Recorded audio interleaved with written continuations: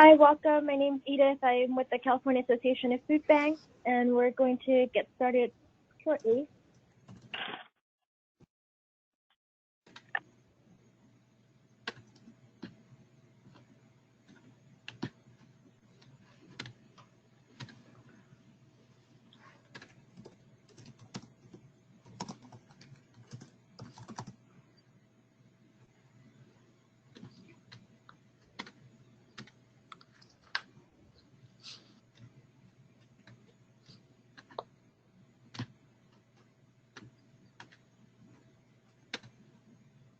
So welcome to the webinar on the ABAWD Time Limit.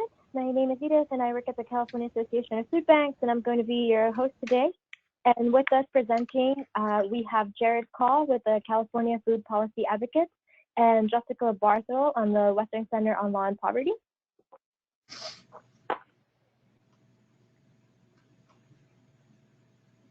Just a few logistics. The webinar will be recorded, and we hope to publish it as part of a CalFresh Outreach Toolkit. If you have any questions, please feel free to type them into the box on the right at your control panel. We are going to be monitoring the questions and answering questions after each presentation, and then again at the end.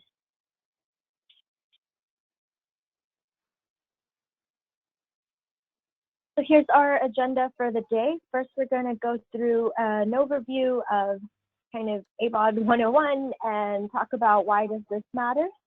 We're then going to dive into the basics and kind of the things that everybody should know.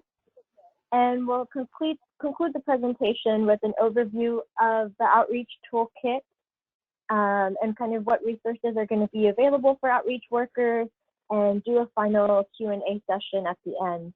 But as I mentioned, if you have any questions as we're going, please go ahead and type them into the box. So let's go ahead and get started. I'm going to hand it over to Jared Call with the California Food Policy Advocates for an overview. Thanks, Edith. I just have a quick technical question. My slides aren't advancing. Are other people's? I have a printout, so I can go ahead, but I just want to make sure that other people's slides are advancing. I'm still on the title slide. Okay, thank you for letting me know.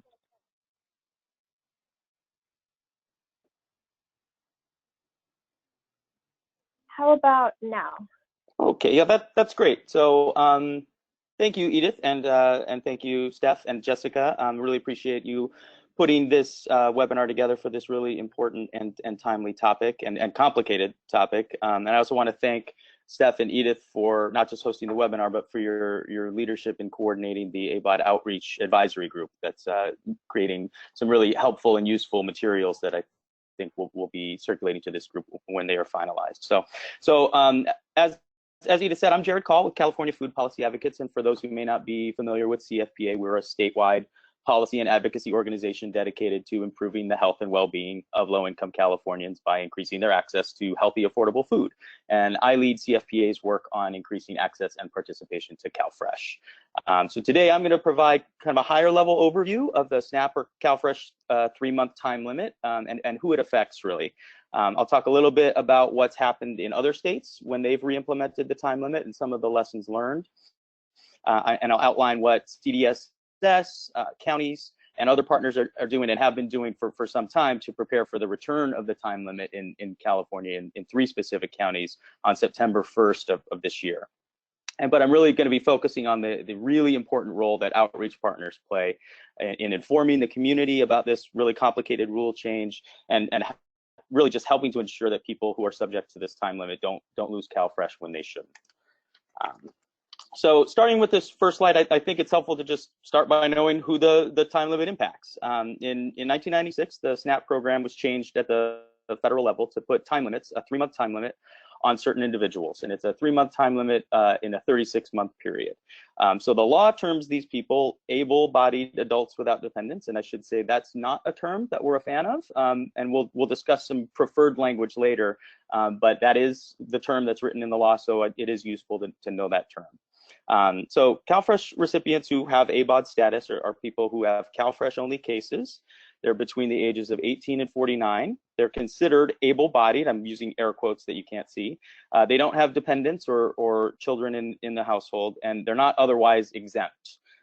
Jessica's going to discuss in real great detail with the latest information on what those exemptions are and how people can qualify for them and verify them so they don't lose their CalFresh after 3 months.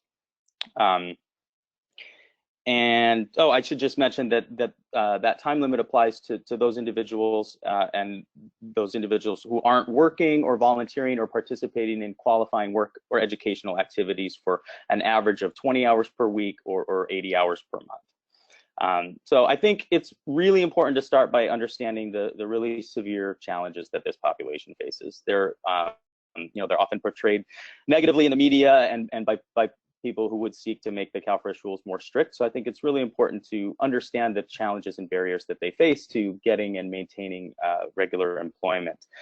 So people in this category are typically extremely low income, more so even than the general CalFresh population. And because they don't have children and are likely unemployed or underemployed, it's a group of people that aren't really eligible for many other benefits like cash aid or the earned income tax credit.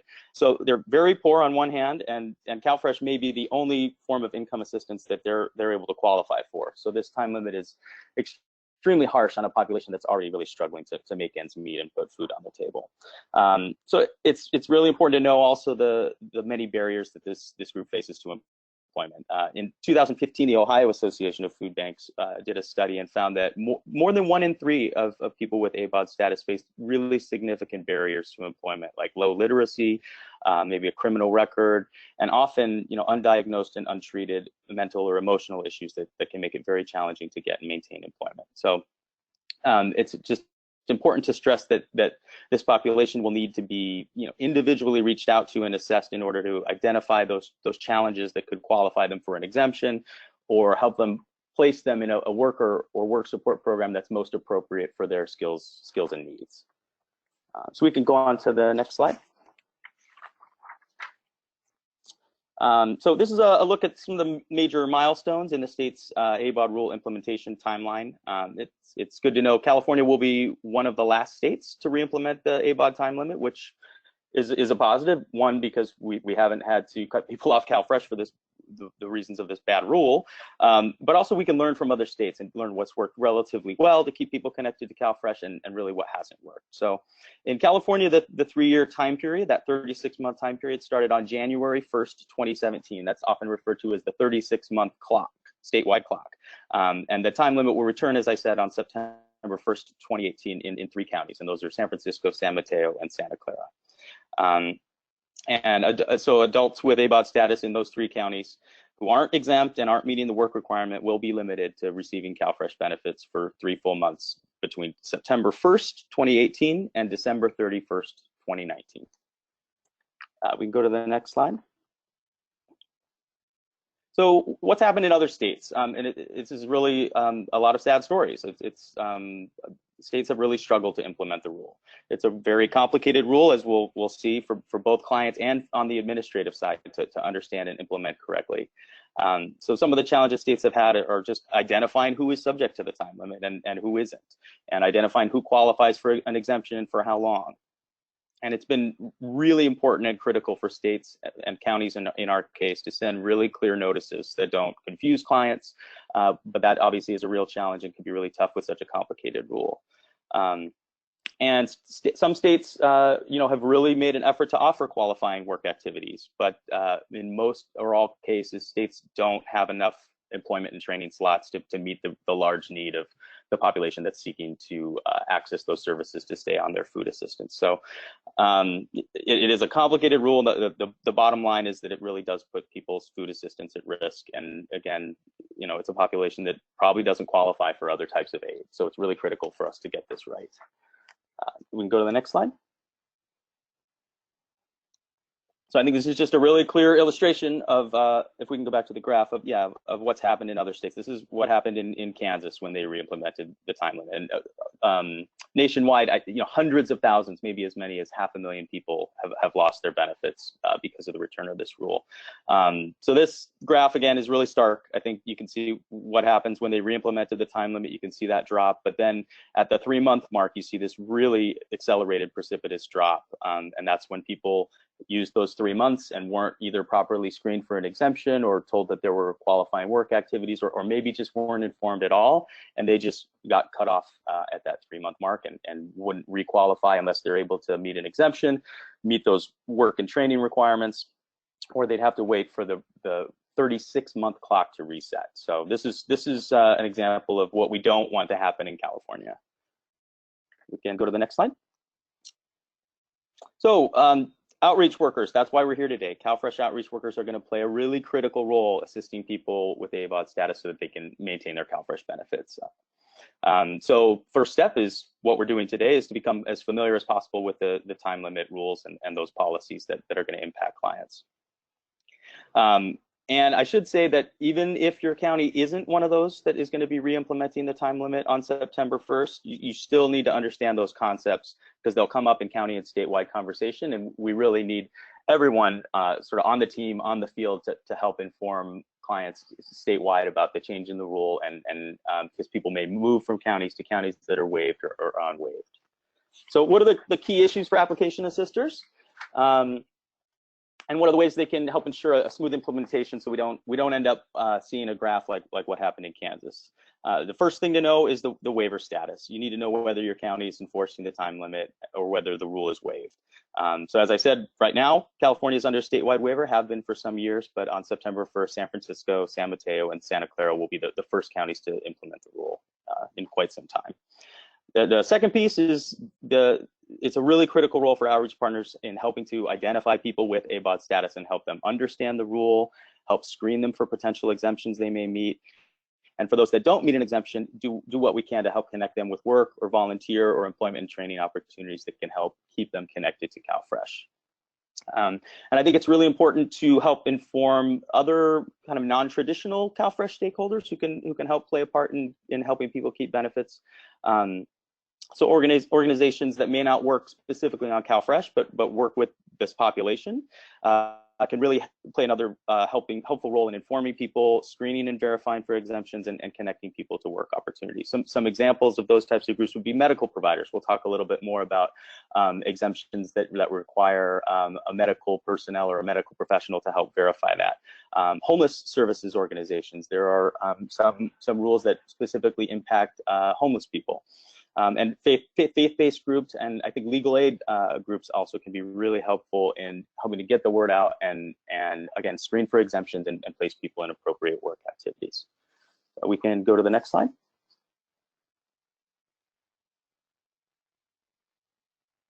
So I think this slide is a really important point that we want to emphasize in this webinar, and I think we'll emphasize in all of our materials and all of the trainings that are going to occur going forward. Words matter.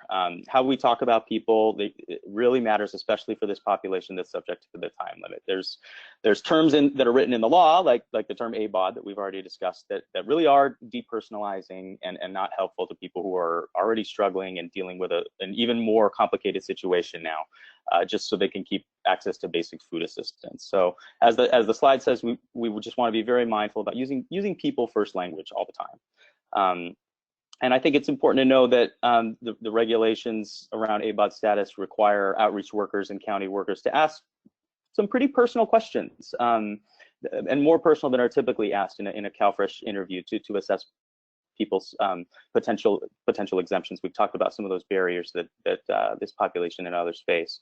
So outreach workers can be very helpful in decreasing stigma and by being just mindful of the words that they use when talking about people who do have ABAWD status. As people on this call probably know, people first language really is the standard when we're working with people with disabilities or other medical conditions, and it's recommended in all cases when screening for potential exemptions for people with ABAWD status. And so what that really looks like is putting the person first before the potential category or situation.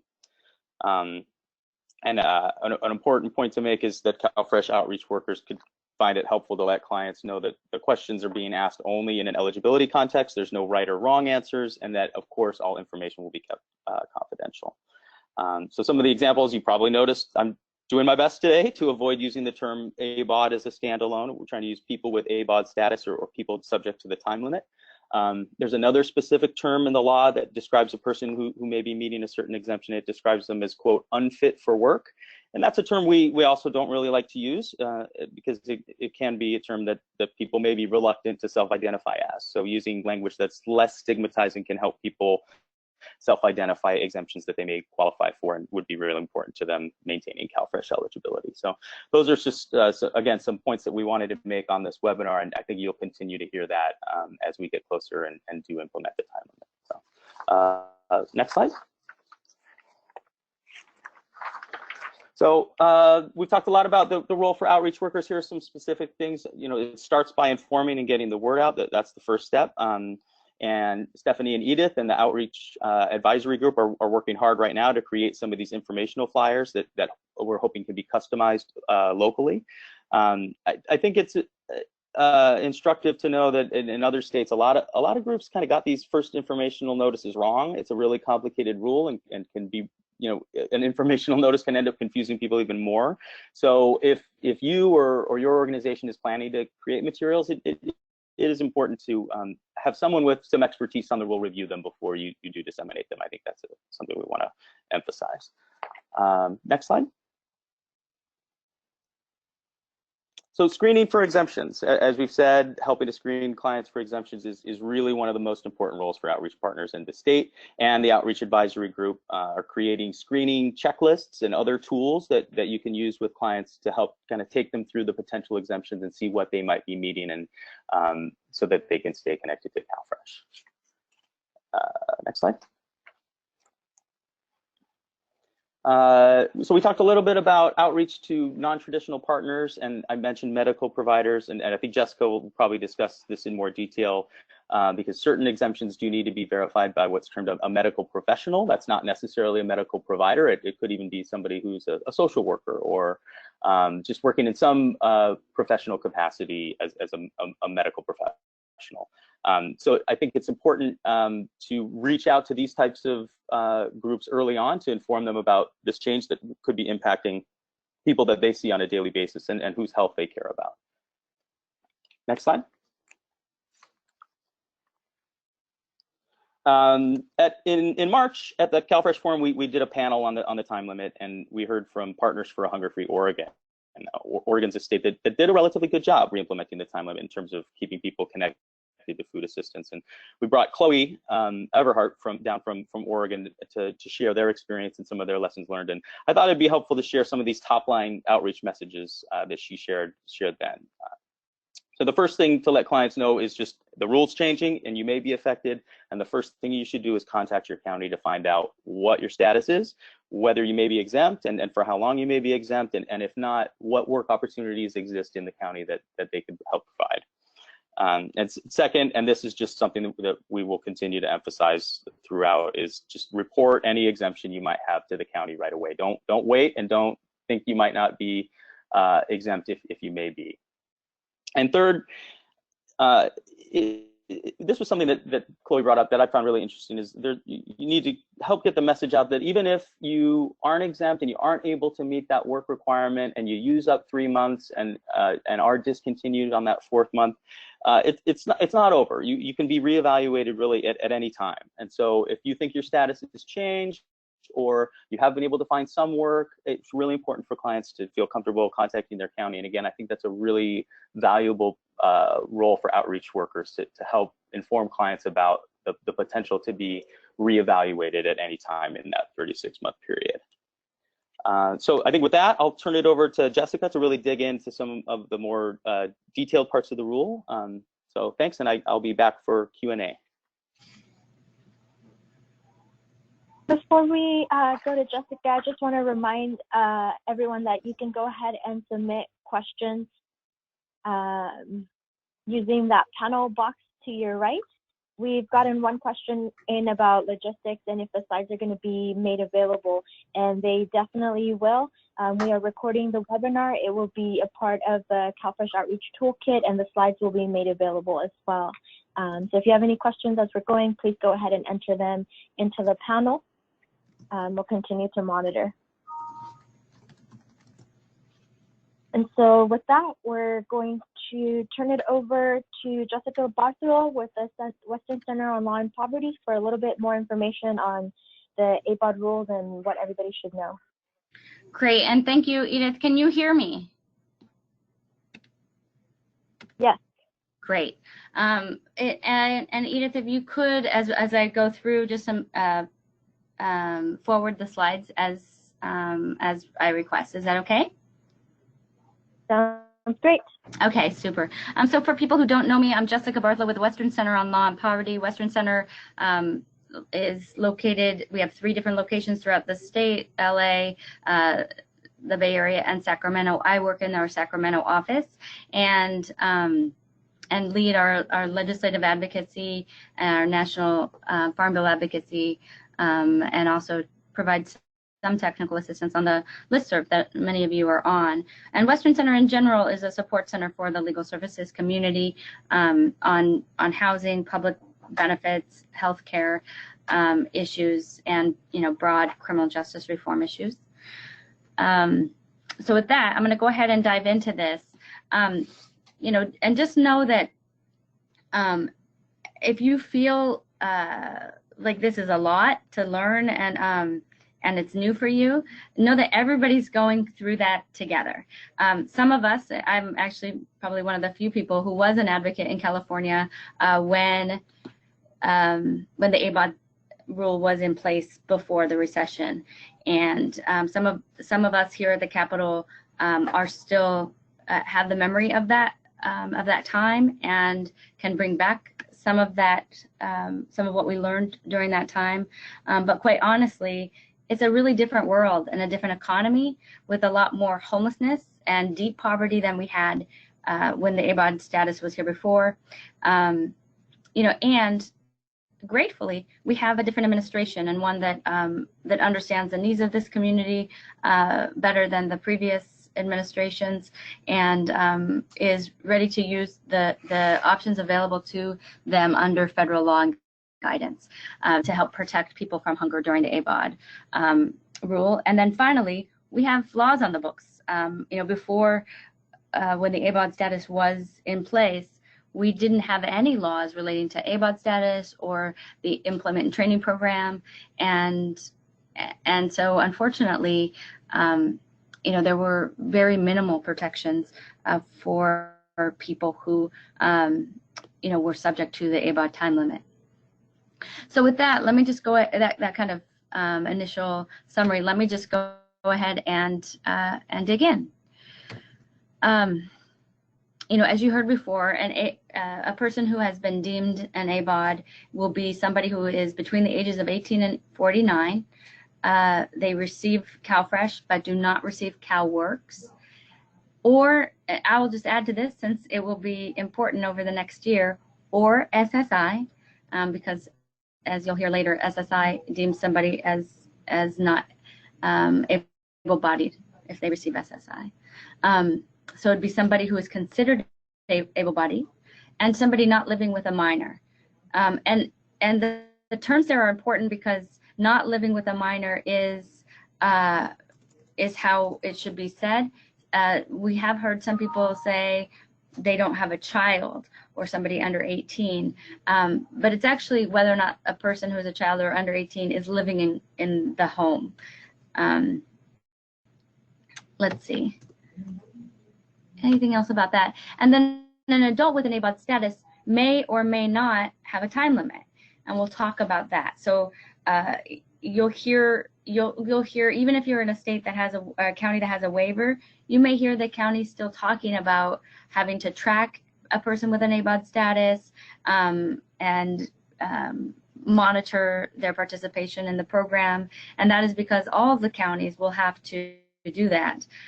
But if they're but even if they are considered an ABAWD, does not necessarily mean that the time limit applies to them. And so we'll talk about what those exceptions are. Next slide, please. Great. So what are the major changes? Well, as I said before, all counties have to begin identifying CalFresh recipients who are considered to be ABAWDs, and they have to report it to CDSS. And this, this is good news for the counties who don't yet have to implement the time limit, because what it means is you will have, your county will have some practice at identifying this population and reporting it. The counties who are the first to roll out with the expiration of the time limit, the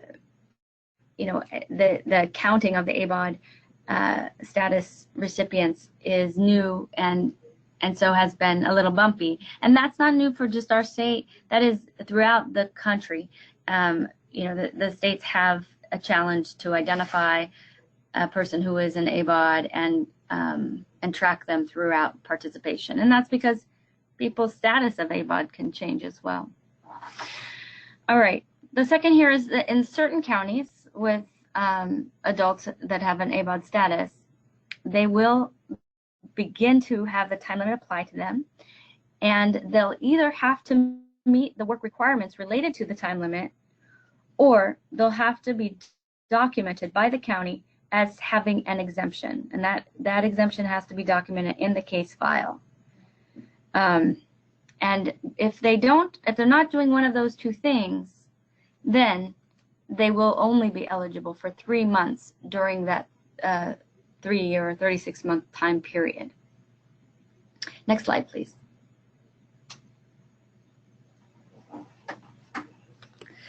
So the most important kind of exemption to know about, the most important exemption to know about is for those people who live in an area that has been waived through the USDA waiver process. So in existing law and guidance, the state may apply for a waiver of the time limit when they have met a certain threshold of unemployment. And the rules of that threshold are pretty clear in guidance, and California has submitted a waiver which we believe clearly meet the rules of the guidance, and so we expect it to be approved. It has not yet been approved, but we expect it to be approved. And that waiver request includes every county within the state except for San Mateo, Santa Clara, and San Francisco counties. These 3 counties will no longer be receiving a waiver starting in September of this year, which is why why you start seeing us have these calls and this work happening. The other counties with approval of the waiver will continue on to have a waiver, and the people deemed ABAWD status in those counties will not be subject to the time limit or work requirement associated with the ABAWD time limit. The other thing to know about the geographic waiver, because I know that people will ask, is how long does the waiver last, and what will be the next counties to have their waivers expire. So the waivers last for 1 year, and the state has already started to prepare its waivers for the next round.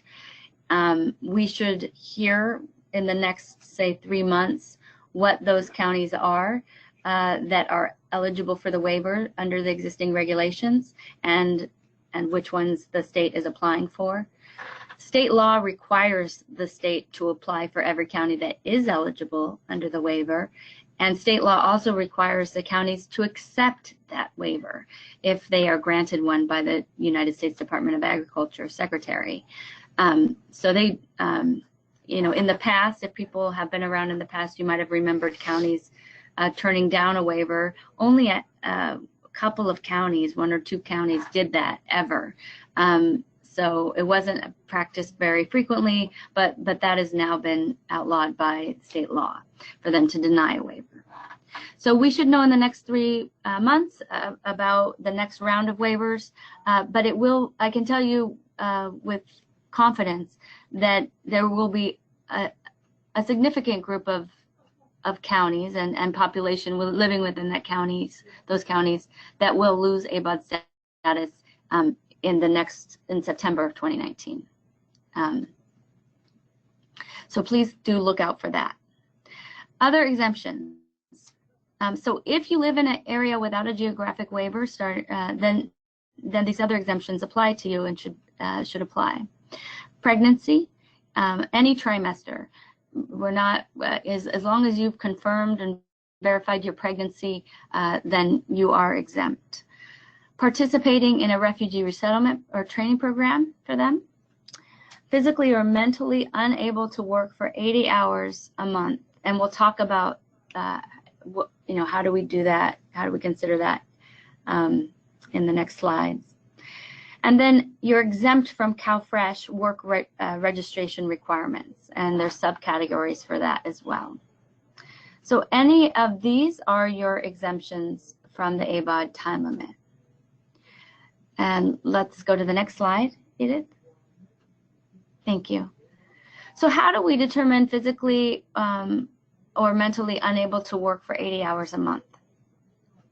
And the top row in the pink and orange colors, are the automatic, I'll call them automatic exemptions. And the second row, the green colors, I will talk about a kind of less automatic and a more process specific way that people will be defined to meet this exemption.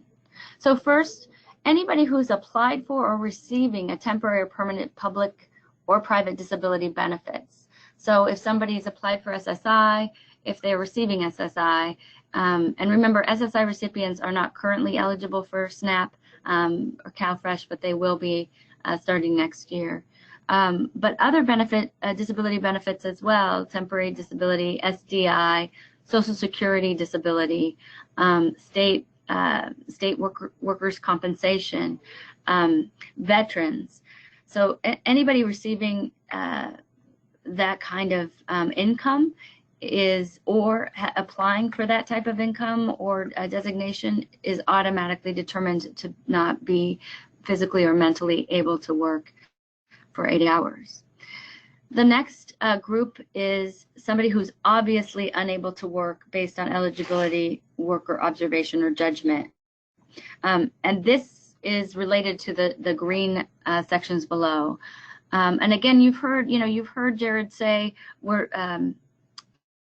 this is a challenging area, mostly because everybody who can work wants to work, and nobody wants to be told, hey, I don't think you're capable of working, if they feel that they're capable of working. And so the social workers at the counties, are anxious about this area of exemption, and so we're trying to help build out specifics. And one of the things that has been prepared for the county social workers will be a screening tool to help them identify people, with a list of things that might help identify somebody who is unable to work. And so this is obviously unable to work. You might also heard this referred to as unfit for work or unfit for employment.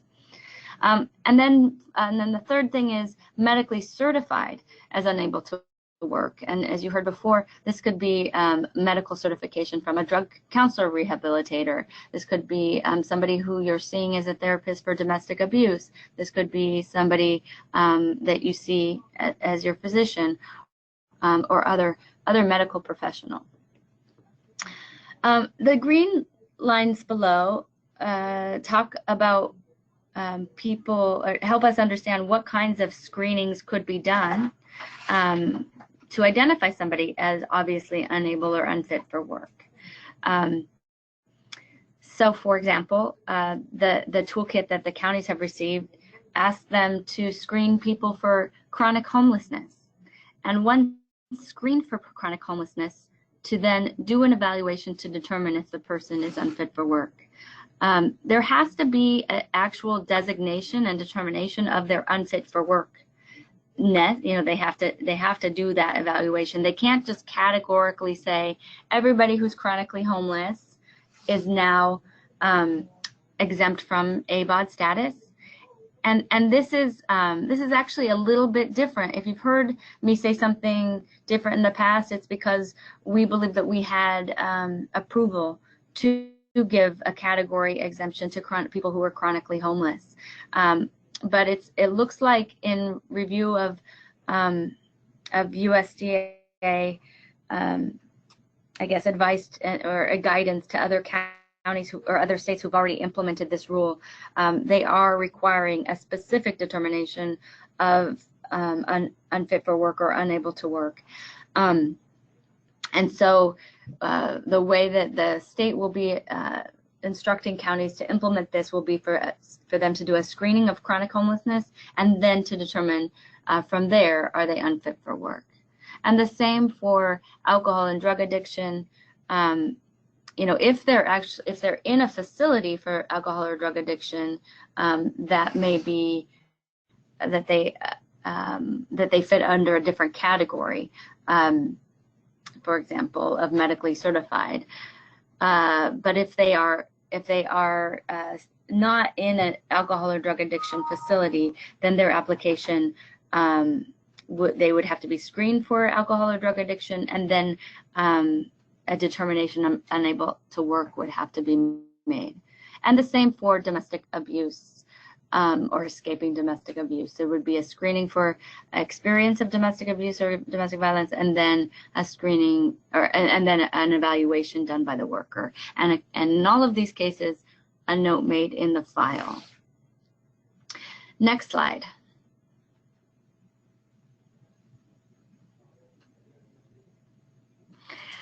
Okay, so remember that the categories of people that are exempt from work registration requirements, and so this is another set of exemptions, that if they're exempt from the work registration, they're also exempt from the time limit. And that's if they're responsible for taking care of somebody who's incapacitated, a person who needs care and aid. So you might think of, for example, if you as an application assistant has somebody come to you and they and their income is from IHSS, they're an IHSS worker, then this might be something that you'd want to counsel them on, make sure that they're not tagged as an ABAWD status recipient, because clearly they are caring for another person who's incapacitated. So this is something we're currently not asking applicants and people in the CalFresh application assistance community. And so think about how you'll fold that question into your work. They are applied for or receiving unemployment insurance benefit. Again, this might be something that you on the natural ask about, or that people will tell you about because they're waiting for this insurance income to come in, and it impacts their application. So keep an eye out for that. Receiving weekly earnings from a job or self-employment equal to or greater than the federal minimum wage multiplied by 30 hours. They're a migrant or seasonal farm worker to begin work in the next 30 days. Or they will work within the next 30 days or earn equivalent to the federal minimum wage multiplied by 30 hours. And again, it's federal minimum wage, and so we don't, you will have instruction for what that is. California's minimum wage is higher, and many of the regions are much higher than the state. So that will be a calculation you'll have to learn and update if there ever is an update in the federal minimum wage. And then finally, enrolled in school, a training program or institution of higher education on at least a half-time basis. So you'll see here people who are enrolled in school at least half-time will be exempt from the time limit, but they'll still have the student SNAP rules apply to them. Next slide.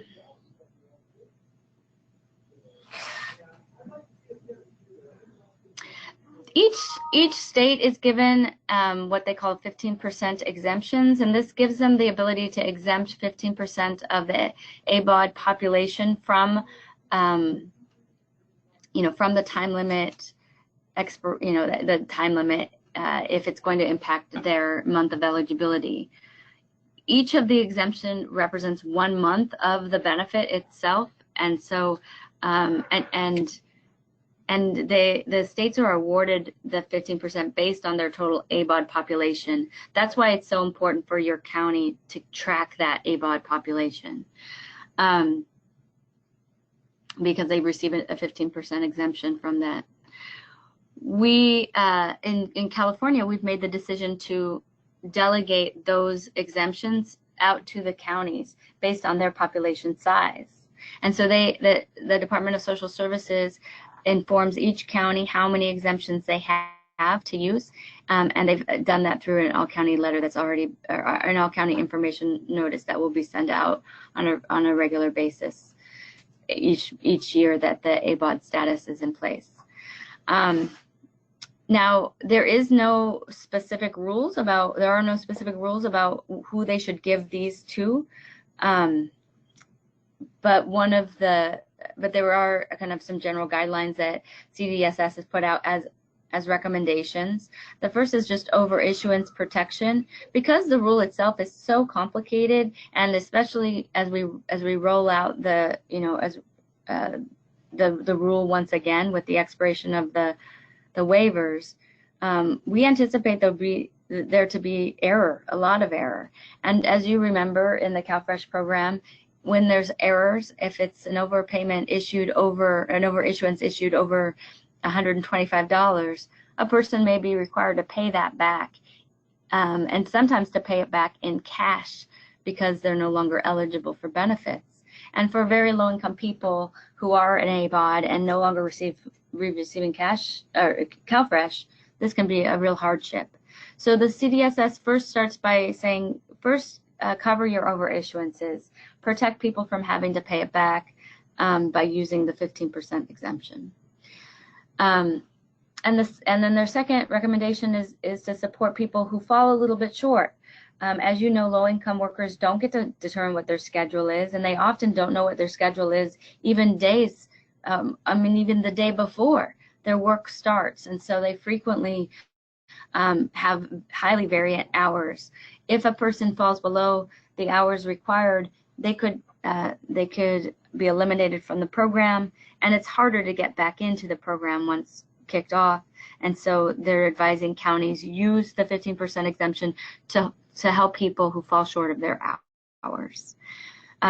They also want to help people who are reentering the community from prison or jail. These will be a group of people who have very high unemployment rates due to disenfranchisement from work and housing of people with a criminal conviction history. Dependent children turning 18, the rule is especially cruel to those to young adults who are just finding their way out in the economy, looking for work, hopefully graduating from high school, although too many low-income kids don't get to that point. And so trying to protect this especially vulnerable population. And then finally, the seasonally employed. And that would be seasonally employed outside of the migrant community, right? Because the migrants should already have a protection if they are migrating and expect to work within the 30 days. So this would be people who work in non-farm worker migrant communities or other kinds of seasonal work. Next slide, please. Great. And so if the work requirement does apply to a person as an ABAWD, they will have, this says 3 options. I'll tell you what the 4th one is, because I always think it's important to lay out all the options. And I worked on the slide, so it's me that should have put it in. But the first option is work, if they can find it. It's not really an option because, of course, you need somebody else to hire you in order to work, or you can find self-employment. Some people's self-employment, though, has been made illegal, like recycling. And so it is an option, Unfortunately, not everybody gets to benefit from having this option, but if they can work, then they are able to meet the amount of hours, then they're able to continue to receive assistance through the CalFresh program. They may have work activities, so that if they could participate in community service or an employment and training program that their county provides, or a WIOA work I'm going to get the WIOA right, but Work and Opportunity Act. Anyway, WIOA, this is your local WIBs are implementing the WIOA. Or some other kind of work activity, then they would be complying. And then finally, workfare. And workfare is usually something that, you know, we don't advise people to be looking for. This is free work. But note that the number of hours that they have to do would be based on their CalFresh benefit amount, and they shouldn't be required to do more than minimum wage, because that would be a violation of a work law. Some community members are trying to find out, trying to figure out what workfare options they could make available for low-income ABAWD status recipients who are looking for workfare opportunities in order to prevent their benefits from expiring. I guess the fourth option I was going to mention to you is that they go off benefits. And unfortunately, as we've seen in most states, that has been what has happened. And if people are unable to find work activities, or workfare that they can find transportation to on a reliable way, then they end up without benefits. And the majority of people in the implementing states have ended up in that fourth category. Again, not really an option, but what ends up happening to too many people and what we're working against. Next slide. I think that's my last slide. Great, and we'll transition to the outreach toolkit. Great, thank you so much, Jared and Jessica. We have had some really good questions come in, so I'd actually like to take some time to go through some of those questions. And if you have questions as we're going, or these are inspiring you more thoughts, please go ahead and continue to enter them into the box. So we have a question that says, how can clients get around the mental health waiver? Does an actual doctor have to attest?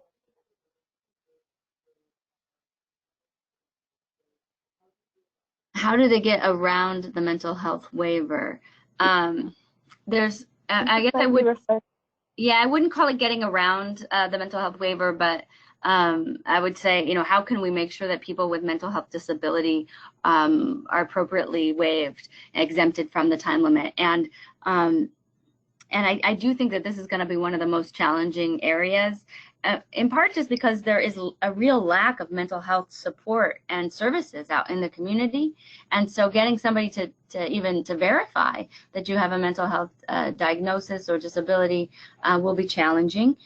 Additionally, because this population of people have for so long gone without health care at all. And so getting them back into the healthcare fold where they trust a mental health service provider is difficult. So I think that a lot of people who might lack the ability to get a physician to document their mental health disease or disorder might be able to fall into the screened as unfit for work and by a caseworker.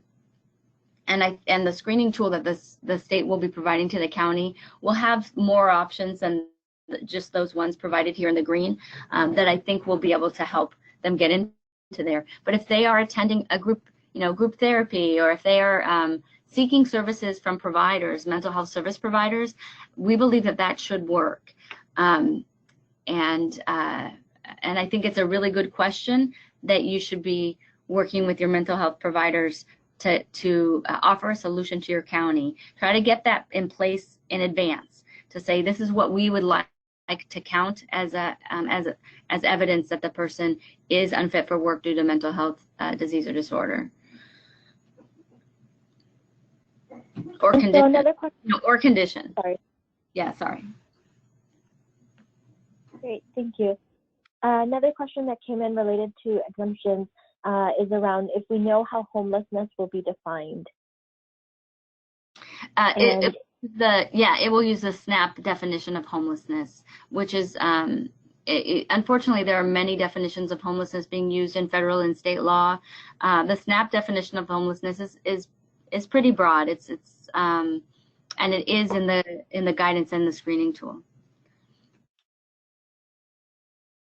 And so similarly, a question that kind of goes along with that is asking if there's any specific criteria that people need to meet for the various exemptions. So for example, for the chronically homeless, substance abuse, and domestic violence specifically, are there specific criteria that people need to meet to get that exemption? Just as a reminder, they're not going to be given an automatic exemption. They're going to be screened as unable to work. They're going to be screened for domestic violence or screened for homelessness. And then that will trigger the county's review and determination of unable to work, if that's helpful. So, you know, as I understand the screening will be more of a screening in than a screening out. It'll be a way for the county to kind of sort out who might need to have a determination of unable to work consultation with their worker. So related to that, someone is asking if someone is recovering from drug or alcohol use, how would they prove to the county that they are doing so, that they are exempt? It would be just during an interview of the screening tool. You might have something that you might have a participation in, for example, a drug rehab group session or some other thing that you feel comfortable sharing with the county, or it may be something that you share with your caseworker.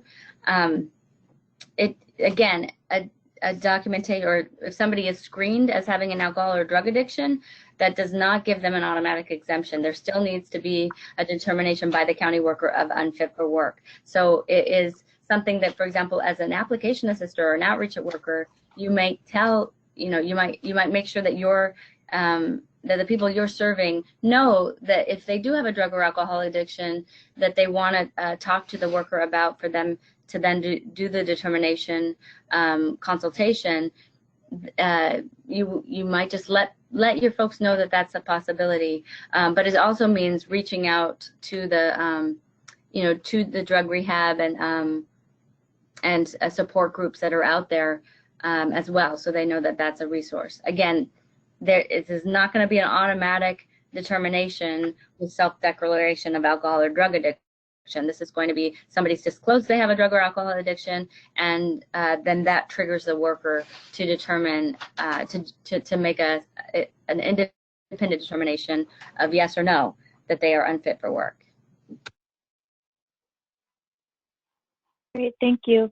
And similarly, in domestic violence cases, if a client doesn't have a police report, would there be other documentation options?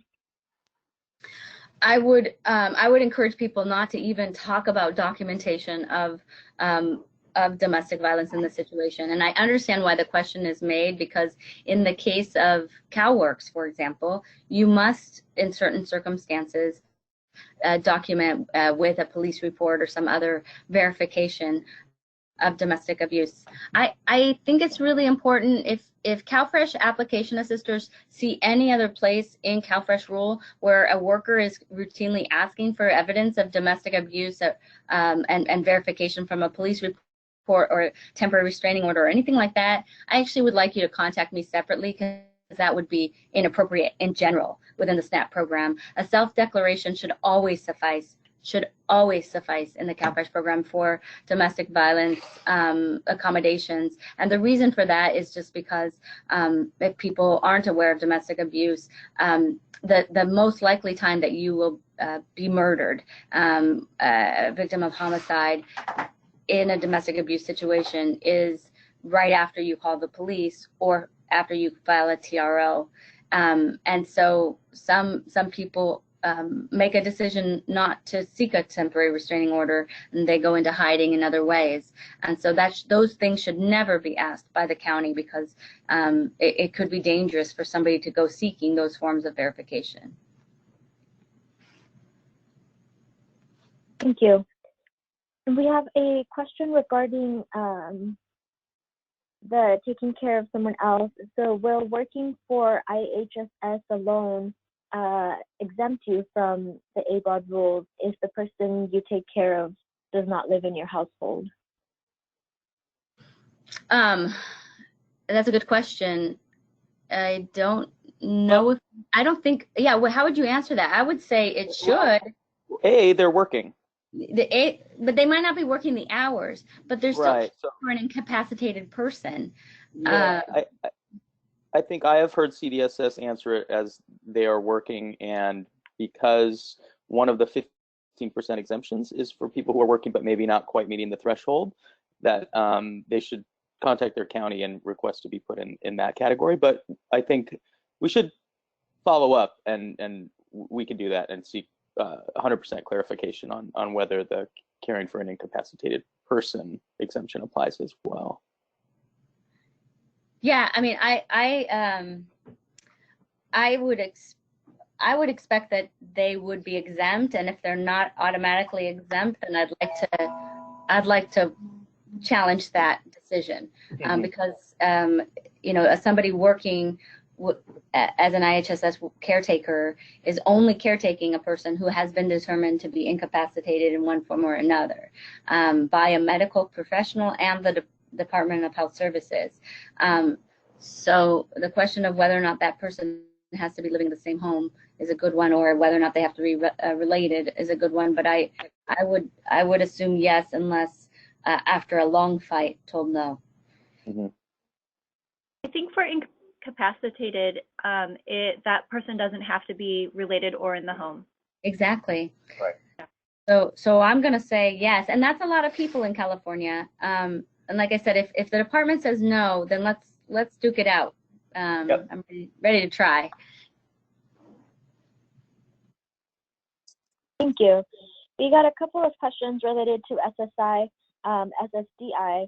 Someone said if they are an applicant for SSI/SSDI, but not granted or in process of an appeal, are they still considered a person with ABAWD status? Yeah, no, they're exempt.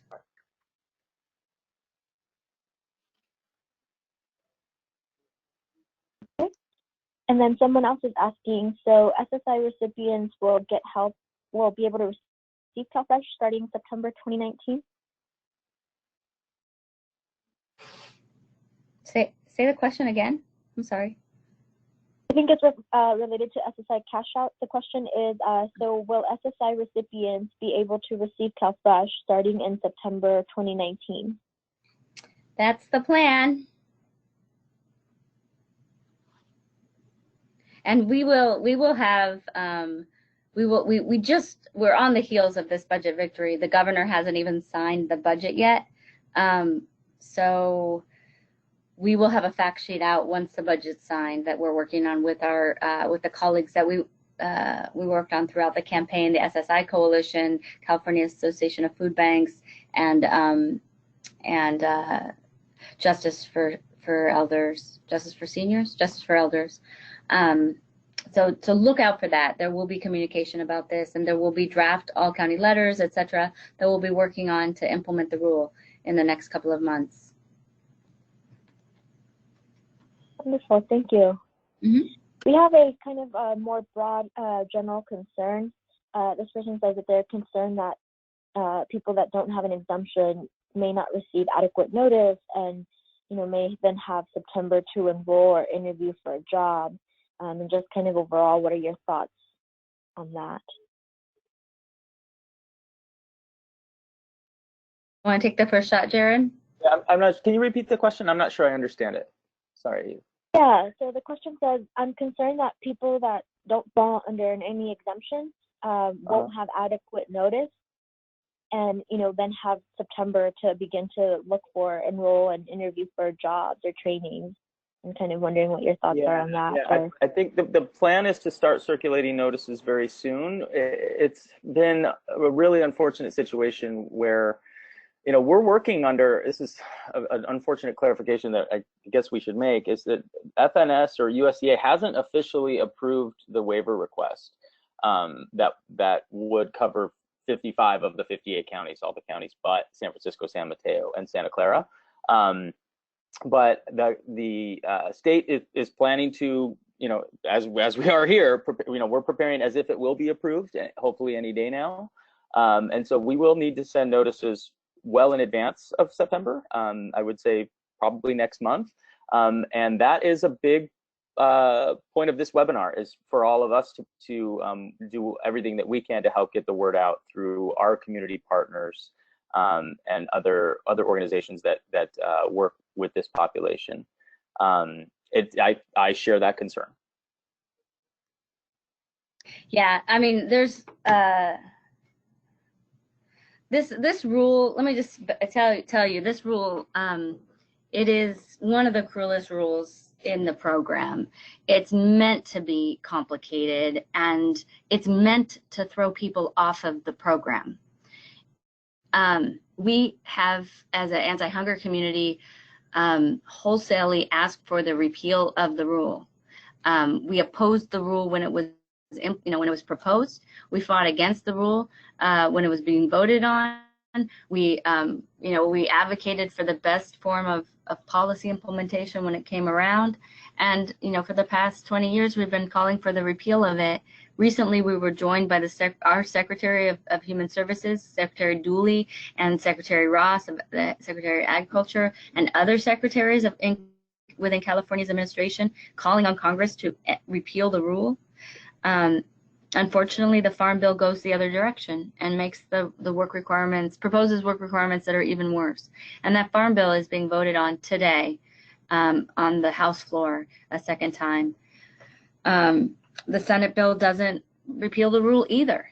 And the Trump administration has proposed changes to the rule as well. We don't anticipate those changes will make the rule any more any better. So so I guess I tell you all of this so that sometimes we ask you, from the Capitol into the outreach community, we ask you to help implement the rule really well. Like, help us get this rule implemented just right. In this case, it's really hard to do that because it's a really horrible rule. And so what we're asking you instead is to see the rule as what it truly is, which is a way to kick people off aid, and for you to learn, the exemptions to the rule well enough to save as many people from hunger and the consequences of the rules as possible.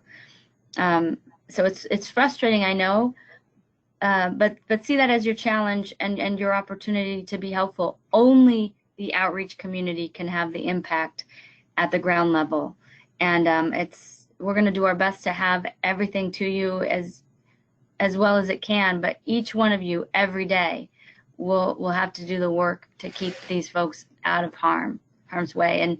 And there will be some people who won't meet an exemption, won't be able to find a job, because, like I said, you can want a job, but being hungry doesn't actually help you get a job. And at the end of the day, you don't get a job unless somebody gives it to you. So it's not really within your control to secure employment. And because of that, some people will fail to do so and be without food or a job. This is going to be some of the hardest work you will ever do.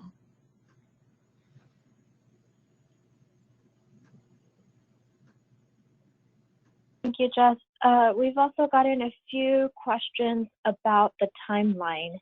So specifically, if you can specify what to expect, what to expect now, and then September 2019, so next year, how do things change, and when does the 36-month time clock reset? Is it based on the individual client having worked a certain time period, or if you can tell us a little bit about that? Jared, well, I'll do the overall time, kind of timeline for ABAWD waivers, and then Jared could talk about the the time setting and resetting. Yeah. Sure. So, you know, the time frame is this. Our statewide waiver expires at the end of August, so just a couple of months here. And then all the counties except for 3 are expected to be waived, and those 3 again are San Francisco, San Mateo, Santa Clara. That doesn't mean that the other counties shouldn't be doing something, because as you heard Jared say, we believe that news about the expiration in those 3 counties, because they're really large media markets, will hit a lot of the other counties. And more than that, people know other Californians. And so you might be in LA and know somebody in San Francisco just got cut off their benefits, and the word will spread. So we all need to be out there in September with information about the ABAWD time limit and information about how it specifically will impact your county, to just make sure that the message is clear for each of the recipients. And then, and everybody throughout the state is going to get notices in the next couple of months as well, because they may move from one county to another, and if they do, their ABAWD status, you know, will travel with them, and their time limit may apply to them in the new county that they move to. And then, so that's this year. The next year will be the next round of ABAWD waiver expirations will happen again at the end of August. And so a whole new round of implementation will happen. And just as a reminder, that will happen at the same time that we are ending cash out. It's going to be a busy year in 2019. Yeah. Should I talk about the 36-month clock? Yeah. So the state, when realizing that they would need to re-implement the time limit soon, this is so maybe a couple years back, had the option of how to count the 36 months, and they could have tied it to an individual. So an individual with ABAWD status subject to the time limit, you know, when they enroll, their 36-month clock starts and goes for 3 years, and then resets, and they would get a fresh set of 3 months, regardless of whether they're meeting an exemption or the work requirement hours 3 years later. The state chose a different option, which we were pleased with. We pushed for that, for them to tie it, to make it a statewide clock, so that everybody is on the same clock. And so they notified USDA that they would like to start the clock on January 2017. So that was a good decision, because then they were able to use up, you know, some months of the 36-month time period while the statewide waiver was still in effect. So it will reset now in January 1st, 2020. So January 1st, 2020, any person who has ABAWD status, even if they have used their 3 countable months and their 3 additional consecutive months, which we will maybe cover in a future webinar, because there's even more complicated things about this rule that we haven't had time to get to today. But on January 1st, 2020, everyone would get a sort of a fresh new set of 3 months that they could access CalFresh regardless of work activities or exemptions. Great, thank you. We're wondering, since we're talking about the time period and so forth, if there's any update on when the state notices will be ready. Someone mentions that their county hasn't yet seen the state notices. Yeah, my understanding was they were targeting July. I think we will follow up with the ABAWD team at CDSS and request an update on that, and probably push them to get that done in July. That's probably an appropriate amount of time for people to get a notice and have time to, again, meet with an outreach partner and a county worker to get a plan in place for what they need to do starting September 1st if they do live in one of those 3 counties that will be losing the waiver. Great, thank you. There's a few more questions about work exemptions and work requirements, but also about the toolkit and when it will be made available. So I'm going to go ahead and jump to finish the toolkit piece, and then we'll come back to questions. In the meantime, please continue to get them in. And so the outreach toolkit is something that all of us have been working really hard to kind of get some tools and resources out there for you. We know that the rules are really complex and just a lot of sticky stuff to go around. And so hopefully, we're aiming for early July that this toolkit will become available for outreach workers. And it'll contain 10 pieces, one of which is the ABAWD webinar that's being recorded today and the questions from today. And one of the most helpful tools is going to be the guidebook, which is really a book that kind of goes through the policy and has like tips on outreach and things that you want to keep in mind. We'll also have some talking points, and these are going to be things about how to talk about the rule and explain the rule to clients for outreach workers. We'll have a flow chart, which can help you, will guide you through a series of yes or no questions to help determine if someone with ABAWD status has the time limit, is subject to the time limit. There'll also be a paper screener that outreach workers can use to determine if someone might have ABAWD status and the time limit might apply. We'll also make an Excel screener version available, and that one's intended to match the existing Excel calculator currently used by some outreach workers for outreach. We'll have a chart with kind of the exemptions and the work requirements and what verification, so that it's really clear what can be self-attested and what you may actually need verifications for. We'll also include the sample optional verifications that the state is developing. We'll also have a form that's for clients.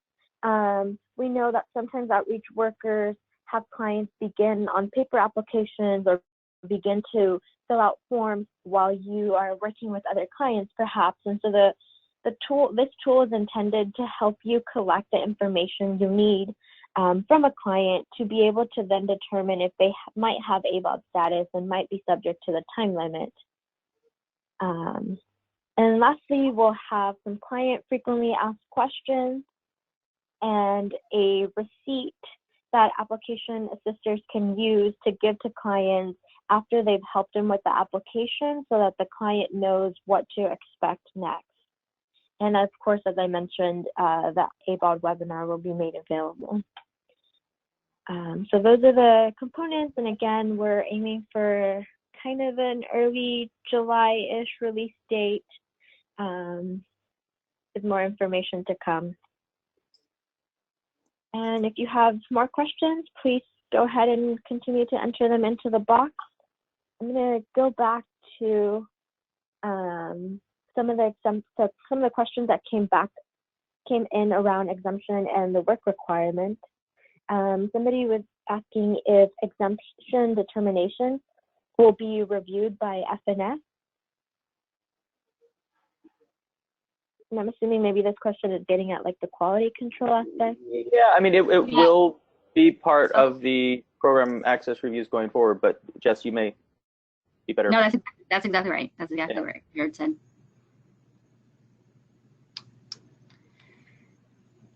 Great.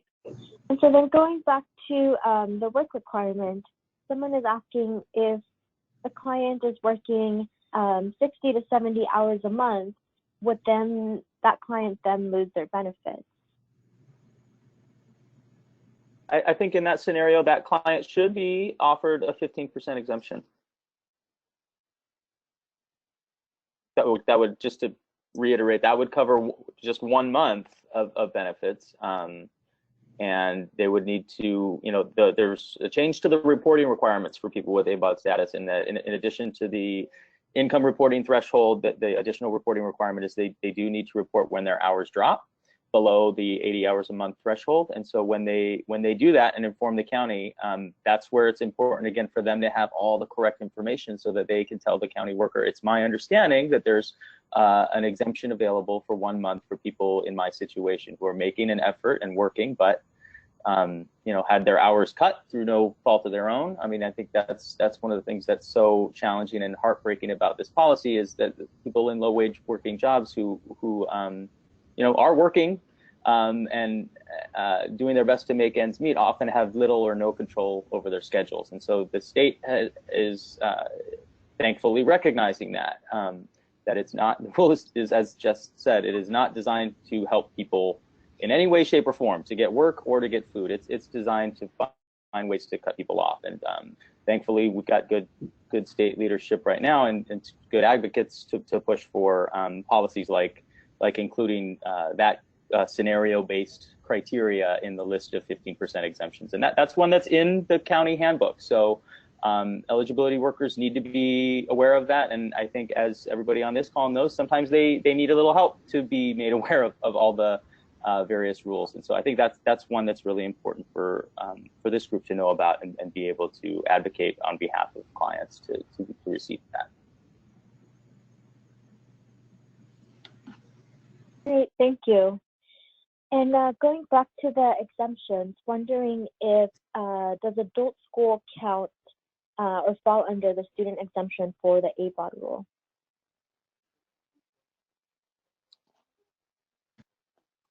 Yes. I would say yes, unless somebody tells me why not. Yep.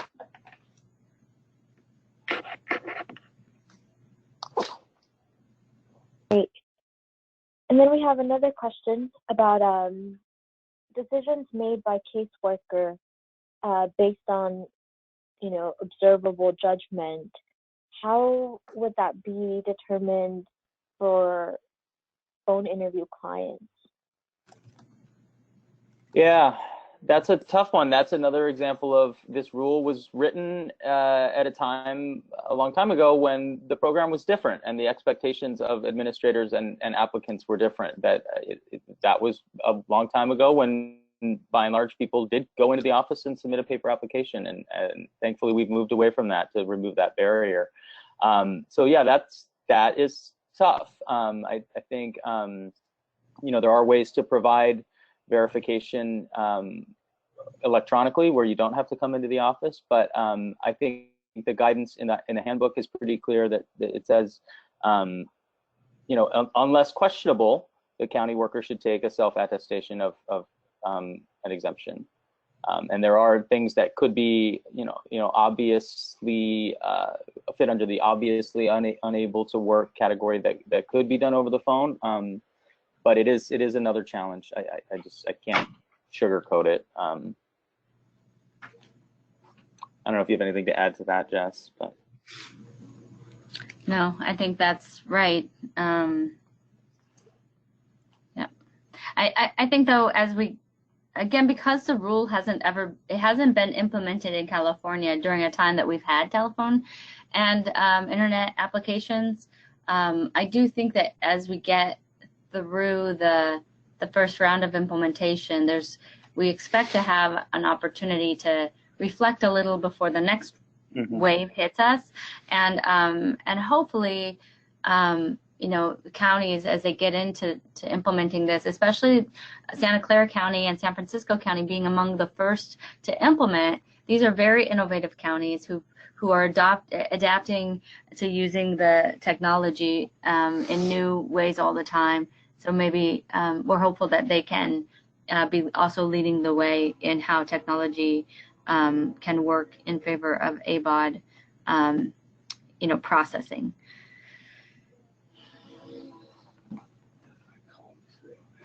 Thank you. We have a question that says, with regard to the exemption based on weekly earnings from self-employment or a job, does that effectively lower the hours needed to be exempt in counties with higher minimum wages?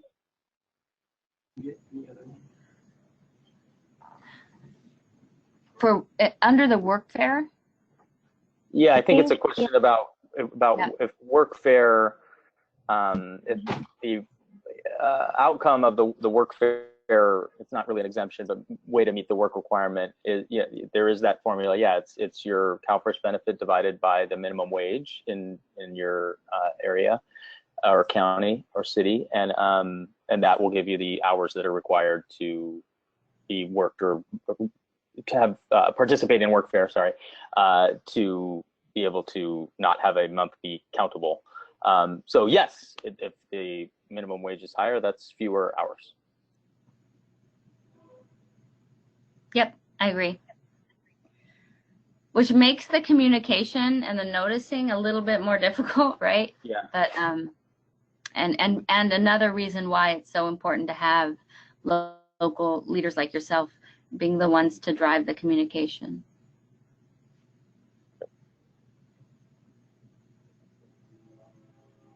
It looks like actually the question was referring to number 3 here on the work registration requirements. So I think, whoops. I think the work registration requirement is federal. It's very specifically federal. Okay. Yeah. It wouldn't be impacted based on the local minimum wage. No, but you know what? I mean, let me take a look at that and see if there's a good legal argument that we have never considered, right? I'll ask maybe one of our law clerks to review it and just make sure. Sometimes you live with a regulation for a long time and you don't, you know, the times change and you don't kind of think about how the times changing means that the regulation should be reconsidered about whether or not it's legal. So let me promise to do a deep dive and make sure that you know, there's no kind of new case law or anything that would help us argue something different, because as you know, the federal minimum wage hasn't increased in a very long time, and California's has gone much higher. You know, when we talk about state minimum wage, sometimes the way you talk about state minimum wage, by referring state minimum wage, it also includes higher local minimum wages, because state law allows for local minimum wages to be higher. So it's possible, let me go back and just make sure, but as everybody understands the rule and law right now, the federal minimum wage is the one to follow in this specific. Yeah, but correct me if I'm wrong, just I think in this specific case, because we're talking about receiving weekly earnings equal to or greater than the federal minimum wage multiplied by 30, the lower federal minimum wage actually works to the benefit of the client in this case. Yeah. That's correct. It's a lower threshold that they have That's to meet. exactly So if they're right. working fewer hours but earning more, that's good. As long as, in the case that you're receiving a minimum wage, there are people who don't receive minimum wages. Right. But if you are receiving a minimum wage in California that's higher, that's right. Then you need to work fewer hours in order to get to 30 hours worth of federal minimum wage. Right. And we should just, you know what we should do? I'm just thinking through this as we're all talking. It might be helpful to just have that be a dollar amount in our instruction to people. Do you earn more than this? Okay, great. Yep. You're exempt. Mm-hmm. Yep, 30 times 7 or whatever. Yeah. And I don't expect the minimum wage to go up anytime soon. So we put it in a flyer and feel confident it's not changing. Yep. Less math. We just made something less complicated. Amazing. Yay! Yay for us. It's a great suggestion. Related to the 15% exemption, the question is there a recourse for outreach staff working with the client who could be eligible for a 15% exemption, but perhaps isn't granted one? So for example, transitional age youth, or working 75 hours a month, or someone with a criminal record. And what would you advise an outreach worker to do? I think outreach workers, I think the outreach toolkit will be a great tool for that. There's the county handbook, but the outreach toolkit will have that kind of information, and they should be able to contact the county worker and say, it's right here in black and white, this person should receive a 15% exemption. The thing I would add to that is that should and shall are different, right? So would they be able to say they shall? Probably not. If somebody was on the list of people who should receive the exemption issued, or the recommended list from the state, and they didn't receive the exemption, we might try some appeals and see how that works. But the law doesn't say anybody has a right to a 15% exemption. Yeah. And I think we've been, go ahead. If the county, in prior, we didn't talk about this, but in prior iterations of the ABAWD status, rule in place, the counties weren't using the exemptions at all. Right. I think we should be prepared to challenge that practice. If a Yes. county's using any 15% exemptions, I don't want to do what we've done in the past and just sit by and watch the counties let people go hungry when they rack up their 15% exemptions in the books.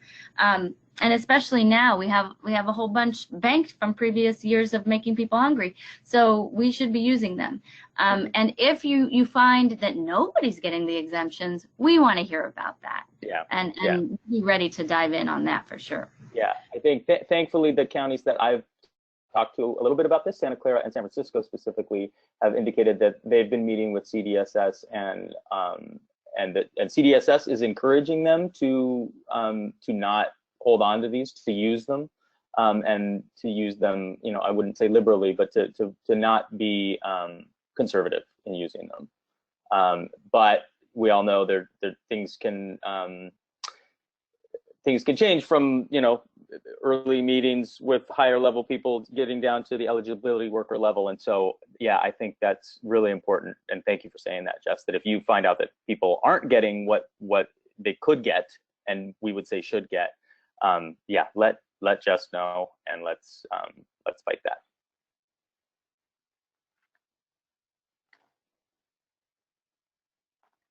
Great, thank you. I also just want to say that I did the math on that, and it's $217.50 per week. Great. So, and the other math I thought we could do too, just to help people, is to figure out, you could figure out for each of your areas how many hours for the local minimum wage would that equal, right? So for each county, you'd say, you know, so you either have to, if you're making more than this amount, the $217.50, or you're working this many hours, and that calculation would be based on whatever the minimum wage is for you locally.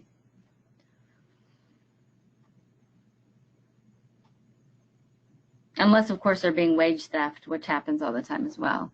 That's one thing I do want to bring up, is that, you know, in documenting people's wages, one challenge that I know people will come up against is, you know, you'll hear from people that they'll say, well, I should have earned this much, but they underpaid me or whatever.